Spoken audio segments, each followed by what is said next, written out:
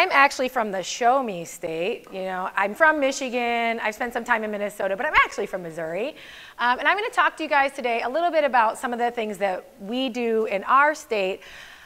I think one of the things that is really important when it comes to our perinatal quality collaboratives, and one of the things I think we do really well at ACOG District 7 is don't remake the wheel, right? I will tell you I'm incredibly impressed and honored to be here today because of all the amazing work you all are doing, and I'm definitely going to take some of it back to our PQC. And I think that's something we need to start thinking about is, if a project works in one district, why can't we translate it to another district? And so I'm going to present a few things to you today that have worked in our district, and I'm hoping that if you are interested that you might bring it back to your own district. And so I also am putting a few nods to Missouri in here for those of you who know anything about some of the TV shows that have been filmed there or anything like that. So we'll just get right down to it because I know I got to talk fast. So this is not something new to any of you.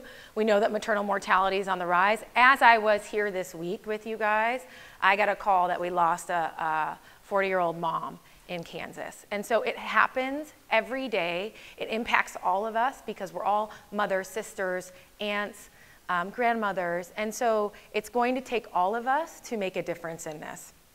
It's a little bit older data, but if you look, when we were talking about District 7, all the dark blue happens to be right in the area we are working together to reduce these numbers. And regardless of the year, whether it's 2018 or 2020, we kind of waffle in between first worst or 10th worst, right? And so again, really important for us to start working together as perinatal quality collaboratives to make this color here more like these colors here. And so if you look here in district, these is a little bit, again, older data, but these are all the states that are in District 7. And if you look at more recent data, we are definitely on there as Tennessee. So what do we do in Missouri that I think we do pretty well? Well, we have Ozark as a movie, or as a series, but we also, one of the things that I would encourage you to do is reach out to each other. I thought it was really cool that I saw all these different groups stand up when you were called, like Chattanooga and the areas, and really reach out to each other so that you can start collaborating together. One of the things in Missouri is that we find out who's doing things in parallel and we bring people into the folds. And so we really grasp arms with our Department of Health and Senior Services. We call it our PAMR. Some people call it MMRC. Our Missouri Hospital Association is where our PQC lives, and we really join forces together, using our resources together because we don't have a lot, right? And moving forward in reducing maternal mortality. And I think Becca had mentioned something that was really important. When you talk about what makes, I feel like, Missouri very unique is that when we talk about respectful care, you know, it's one of the 5 R's in the AIM bundles. When you talk about respectful care, we talk about respectful care to patients, very important, right? But respectful care also means respectful care between you all, right? I think there is no respectful care for patient care unless you have respectful care between your colleagues, right? So making sure that the nursing representation is there, that the doula representation is there. It's not just about the doctors, right? And that's me saying that as a doctor. And I think that if we all join together and make sure that all of our voices are heard in this effort, then we're going to go a lot farther. And so, you know, this is a quote from Einstein: more the knowledge, lesser the ego, lesser the knowledge, more the ego. And that really applies to us who are working together to reduce maternal morbidity and mortality. And so what kind of makes our PAMR unique, or at least I think it's very unique, is one, we make sure that there's representation from all across the state, from all walks of life, right? That means religious, that means educational background, that means the area where you're from, right? We don't forget about our boot heel. I don't know if you guys know where the boot heel is, but it's actually kind of near you, right? Is our southern part of Missouri. So we make sure that we have equal representation. We respect all of our members. We make sure there are varied backgrounds, right? So we actually have a police officer on our PAMR to make sure that we're representing that area of expertise. Because when it comes to car accidents and things like that, I don't know anything about how much a ticket costs or what the roads were like at that certain instance. So it's really important to make sure that you have equal representation across the board. The other thing that I think we do really well, and while I'm here, I'm actually a spy, by the way. I'm not here to present, I'm here to get information to bring back to Missouri so that we can use it. So we learn from other MMRCs, right? So we've been sitting in on other MMRCs or other PQCs and really taking the knowledge that's working well for the people around us and bringing it back to our state. And I encourage you to do that as well. One example was Texas came up with a discrimination toolkit when we're reviewing our maternal mortality. And we use that now on every case in Missouri. And we're actually seeing that, one, we're becoming more knowledgeable and recognizing it. But two, that our rates are going up. You know, if you have a hammer, there's always a nail, right? But it's true. We didn't recognize it before, and we learned that from Texas. The other thing that I think is really important, when you have all the voices at the table, do not separate them out, right? So if we put all the doctors at one group and reviewed, you know, the substance abuse, and then all of the nurses at another table, that doesn't really bring all the voices to the table.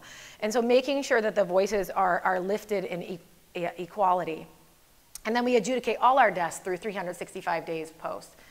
So just to give you an idea, I'm sure you guys have this here too and in your TIPQC, but some of the resources that we utilize and really, again, working in parallel together instead of in opposing projects is we bring everybody from across the state, that includes all regions, and I'm going to show you a project where we actually did that, to have equal representation from all voices is important to reduce maternal morbidity and mortality. So for you guys, when you're thinking about your quality initiatives, we know that maternal mortality is a problem. We know morbidity is a problem. So how are we combating this at a local and state level? And then how do you choose which one, right? Because you have substance abuse disorder, you have mental health disorders, you have cardiovascular disease. How do you tackle all of these things? I am very classic for trying to eat the whale in one bite, but I've had to step back a little bit and remember I have to chew, right? So I think it's important to realize you can do one thing at a time and do it really well and then move on to the next project. So how do you choose? So just kind of run you through what we did in our state. So we started recognizing that alongside of our mortality, our morbidity was rising. And we started looking into the data behind this. Why did we have a significant rise in cardiovascular disease? Well, if you look at the data across the United States, we know that cardiovascular disease is the #1 killer of women, period, right? That is now translating into pregnancy. And we look at the cardiovascular risk factors across our country, and we know that hypertension is on the rise. We know that diabetes is on the rise. I have never seen so many people smoke as I have in mid-Missouri. Smoking, and then obesity rates. And so when you overlay that on a maternal mortality map, it's no wonder that we're seeing these trends. So what did we do, right? We looked at our data from our PAMR. We really take information from our MMRC and translate it into our PQC and let them take the reins on that. And so we have people who sit on both boards, which I think is incredibly important because then you can translate that information. So what we started noticing is that not only did we have a rise in our hypertensive disorders, we also had a rise in our cardiovascular diseases. And when you disaggregate that information by race, we are one of the worst states when it comes to disparities. Again, showing you our maternal mortality ratio. So then we started thinking, okay, what is contributing to this, right? I think it's very interesting. So what is unique to our state is we don't disaggregate hypertensive disorders from cardiovascular disease because hypertensive disorder is a cardiovascular disease. And so we put that together and try to tackle that all as one. And what we noticed is that you can see, if you look at the three outlines here, cardiovascular disease far outpaces any other disease process that is killing our Missouri moms. And then we said, okay, when is this happening, right? Is it happening in the hospital? Is it happening when the patient is at home postpartum? Because that's important when it comes to interventions. Where are we going to intervene and with whom, right? And what we notice is that the majority of our cardiovascular diseases, which is on pace with the rest of the country, are happening in the postpartum time frame. When people are losing access to their health care, when you're tired and you're not making it to your postpartum visits because of barriers to care, all of these things are contributing. So we thought, okay, what we really need to do is focus on that postpartum time frame. And then with all MMRCs, you talk about preventability. Can we even make a difference, right? If we focus on this time frame and this disease process, is there opportunity for preventability? And the answer is overwhelmingly yes. And so again, What are we doing to combat this crisis? So let me walk you through a little project that we did, right? So in Missouri, we said, okay, when we started our MMRC and our PQC around the same time in 2017, we said, let's focus on some low-hanging fruit. People in Missouri drive like crazy, so if you ever go there, please do wear your seatbelt. So we noticed that there was an enormous amount of unrestrained driver deaths or passenger deaths. And we said, okay, let's do a PSA. So we said, let's take this out and do a PSA. Take this PQC, do a PSA. They came back to us 6 months later and said, okay, we did it. And we started thinking, well, if I didn't see it, then who else did not see this, right? So are we asking the right questions to the right people at the right time when they need to receive their health care? And so that got us to really change our direction and start listening, right? And so that's what we did. We did a project that asked that very question. We were able to partner with a data consumer group that was able to get us 1,700 questionnaires with an over 80% response rate. I have never heard of that. If you're interested in doing this, please come find me and I will give you that information to that company. And we asked the question, have you ever seen, to 1,700 people all across the state, and we said, we want this to look like the birthing population of Missouri. 75% white, 15% black. We want to make sure that we have every zip code represented as a surrogate for socioeconomic status, and they were able to do that for us. So we asked, have you ever seen this poster before? Well, we're sure not hitting the mark if only 11.8% of the people actually said they saw this. And where they saw it, right? So online, billboards. So we really, again, changed course and looked at where can we reach people when they need information, how they need information, and from whom. And so this is the questionnaire. I am very much willing to share this with you. This was just published in AJOG. We asked people, are you aware that deaths are occurring in your state? Do you think they're higher here? Who do you think is being more affected? Because if we are going to educate the population, if that is even the problem, we need to give them the information that they're lacking, right? And so what you see here is that this is what was so striking to me. 15% of people personally knew somebody who died during pregnancy. I just want to let that sink in, you guys. That is an enormous amount of people. And most of them were family members, friends, or acquaintances. It wasn't like they were seeing it on TV. This is affecting people's real lives. What I also think was really interesting is the population knows, right? They know. They know that natives are at risk. They know that black birthing people are at risk. They know that if you're poor, you're at higher risk. They know that if you use substances, you're at higher risk. So they actually know. What I think was really interesting, though, is where we're missing the mark after hospital discharge. Only 3% knew that that was occurring more commonly in the postpartum time frame. So really taking the information that you guys do here and focusing on that postpartum time frame is what we decided to do, and I'll show you how that worked out for us. What health problems? Again, do they know that cardiovascular disease is a problem? Well, they know that hypertension is a problem. They know that substance abuse. They know that hemorrhage. But again, only, let's see if I can find it in here quickly, 3%, I believe, knew that cardiovascular disease was a problem. There it is, down here. So again, an opportunity for intervention. So if you look, again, this is Missouri. You guys probably get some of our patients from down here. We wanted it to be equal across all areas, and we wanted representation from each, because down here is incredibly homogeneous when it comes to the population, and there are literally 0 hospitals, right? In the last 5 years, I think we've closed 5 birthing centers. So we wanted to make sure that everybody was represented. And so we disaggregated the data by age, race, region, and what we found was that younger people were more aware that maternal deaths were a problem. So think about this. In the black birthing community, where do you guys get your information from? Grandmothers, family members, right? This is shown in data, and we actually showed this in our data too. I don't have that data to present to you. So maybe what we need to do is focus on the older population to get that information to the younger population, right? And also, where is the younger population getting their information from? Right? Right, exactly. So I think that that was really insightful for us, right? Because you can't just assume. You know what they say about assuming, right? So you have to ask the question, you have to listen. Do you think that deaths are higher? Younger people thought they were higher, and do you know somebody? Again, younger people knew somebody. Again, by race, natives, and we actually got native populations to answer these questionnaires, and black birthing populations knew that this was a higher risk, right? So do we really need to focus on our white birthing population to educate them a little bit more? And then by region, you know, in our areas, there's Kansas City on the west side and St. Louis on the east side. And those are where the majority of our deaths are happening. And there was a big portion of the population in St. Louis, in that area, in that region, that said, yes, we know this is a problem. Because again, probably 15% of the population is affected by that. Other things that we found was that we asked the question, are you worried? If you are a pregnant person, and we got 81 pregnant people to answer this, if you're a pregnant person, are you worried? Again, the younger population is saying they're more worried. And again, the black birthing population and the native population were more worried about dying. Why? Because it's affecting them more, so they know. And time frame, again, nobody really knew. 40% of the population said that people die during pushing. So we have an opportunity here to educate our population. So what did we do? And I'll be willing to share that data with you guys if you're interested.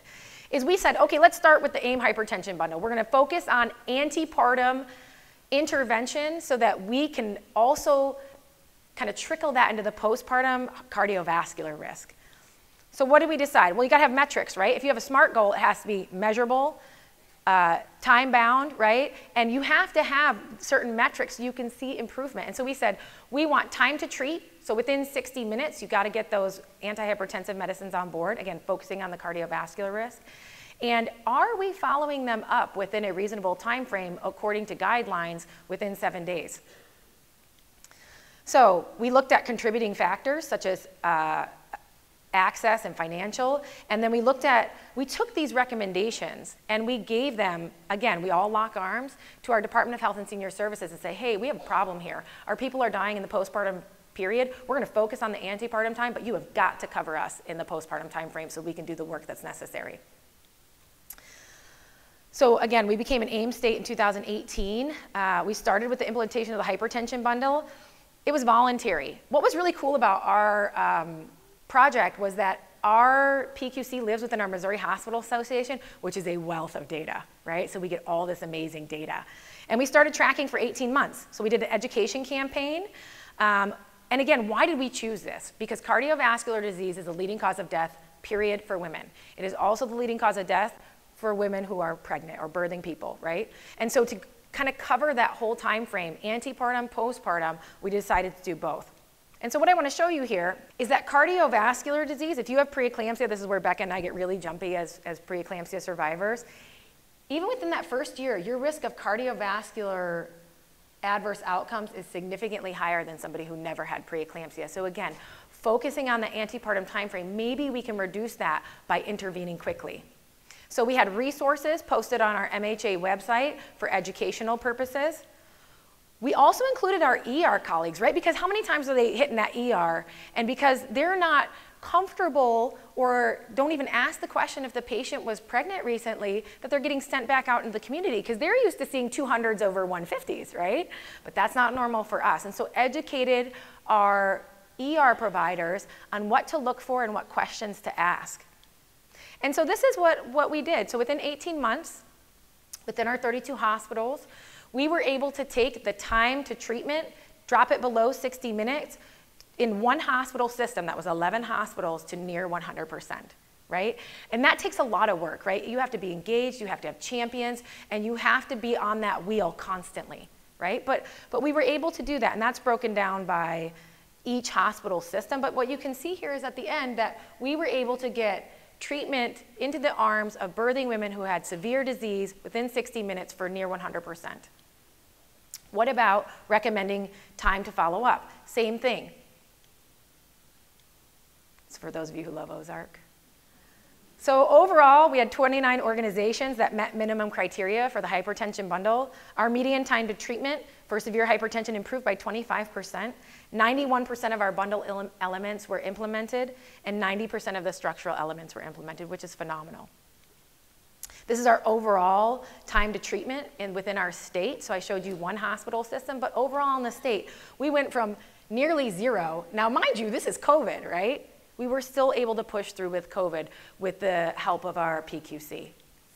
So then now what, right? It's like, yay, we did it, let's move on. No, there has to be maintenance of this, right? So you have to circle back around. So now we've done the antepartum. Okay, we focused on that. What about the postpartum? And that information I shared with you about the deaths in the postpartum time frame. Now it's time to flip switch, and we're going to maintain this, the hypertension treatment, but we're also going to now look at our postpartum time frame. Again, lessons learned, right? I love QI because it's not like you have a finite end. You keep learning from your, I don't want to call them mistakes, because what I tell my son is mistake is only something you do twice. If you do it one time, it's a lesson learned, right? So what did we do in COVID that worked and that didn't work? And then what about our morbidity? Did we make a dent in our morbidity? No. So this is data from our MHA. We had a 21% increase in overall SMM since 2016. So what are we doing wrong, right? We thought we were doing a really good job by implementing that hypertension bundle. And what I want to show you is, see if it, if you look up here, these are the cardiovascular related morbidities. So it is time to focus on that. And the other thing that I think was really interesting is we had an increase in renal, 130% in renal, but what affects renal disease? Hypertension, right? So again, I'm going to flip through this, but we also have to focus on disparities, right? Because Missouri is dreadfully at the bottom when it comes to disparities, and that's a disgrace, and that should not happen, right? So what are the things that we need to focus on? Well, we know that a lot of our Black birthing moms don't have access to prenatal care, and we know that prenatal care improves outcomes. We have a higher obesity rate, so what are we doing? Somebody talked about sidewalks, right? I was just at my sister-in-law's house, and I wanted to go for a walk, and she lives in an area where there's no sidewalks. And I started thinking, well, no wonder people can't get out and exercise. I'm not going to go walk along the freeway, right? So what about our built environment that we could make recommendations to our governor about, right? Although our Black birthing moms only make up 15% of our birthing population, they make up nearly a third of our SMM. We have got to do better, right? And maternity leave. I'm so jealous of my girlfriends who live in Europe and they have a year of maternity leave. We should not be pushing our moms so hard, right? They need to be home taking care of themselves in that postpartum time frame instead of going back to work 2 weeks later where they're not paying attention to their signs and symptoms. So again, in the postpartum time frame, you can see that our pregnancy related and associated deaths are very high. So we're going to focus on that. So what can we do? And thanks to Becca and the Preeclampsia Foundation, we were able to, and I'm going to show you this in a slide, acquire several grants and distribute. We blanketed our state with 7,500 blood pressure cuffs and education for our patients. And so the question first is, though, does it work, right? Does ambulatory blood pressure monitoring equal home blood pressure monitoring? The answer is yes, so you can actually do it. Do patients like it, right? Do they think it's useful? Do they understand it, right? We have to think about health literacy here. And the answer is yes. This is a really great study that says, yes, patients understand how to use it. When you use, everybody knows what a stoplight is, right? So if you use a red, yellow, green indicators on an app and show them what is high and what is not high, people actually really like that, and that's something that we did in Missouri. Do they feel like they were empowered? Was there self-efficacy to report their blood pressure? And the answer is yes. What I think is really interesting, I'll skip over this slide, is that when you look at patient satisfaction, the people who were most satisfied with having home blood pressure monitoring were the hypertensives.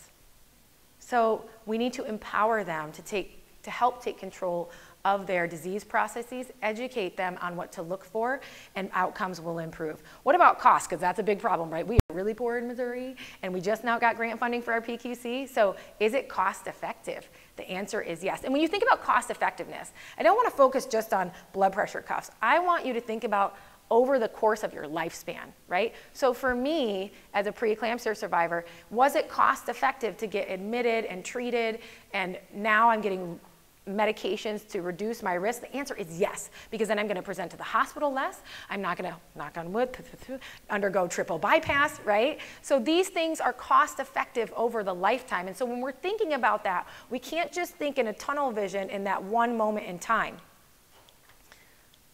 So again, we had what was called the Cuff Kit Project. We had 2 grants. And what we did, and it's hard, right? Grant writing is hard, but it's kind of like momentum. Once you get the first, the next just keep on rolling, right? So we were able to, again, blanket our state with blood pressure cuffs. And what was really important on this project is that we mandated that they could not just go to hospitals. They had to go to community healthcare centers. They had to go to community action workers. It had to be given to other programs that would be able to distribute them to those who are most in need. And so right now what is happening is we are gathering this data in the postpartum time frame, and a couple of groups out of Harvard are going to evaluate it for us. So again, we put the information out there on our website, informed all of our community project leads and hospitals. This is what we're doing. Take these cuffs, distribute them to the people that you think need them, and this is how you can monitor it. And I'm proud to say that when we listen, then they, the proverbial they who make all the laws and rules, actually do listen. And so through all of this work that we've been doing, just this past year, the Missouri governor gave us $5 million to work towards reducing maternal morbidity and mortality. And we have 5 pillars to address. We're looking at quality care projects. We're looking at expanding the maternal health care workforce. What resident wants to come to Missouri with the laws that we have and the morbidity and mortality that we have? I know if I was a trainee, I would think twice. Right, so how are we going to expand the workforce, diversify the workforce, so that we actually have people there to take care of people, right? We're going to optimize the postpartum care. We just put together a postpartum care task force that's looking at how do we optimize this with ER, family medicine, cardiology, across all specialties, and getting them excited to take care of these women and reduce these numbers. How do we get access, right? Because this is all well and good, but if people can't access it, it's not going to work. And then looking at data, because again, you have to have metrics to follow in order to know that you have improvement. And I was talking to my husband yesterday when he dropped me off here, and I said, do you know what the state motto is for Missouri? And I think it actually is really impactful today, is let the welfare of the people be the supreme law. And so I want to thank you for inviting me here today and listening to this lecture, and I hope that we can work together as PQCs in the future.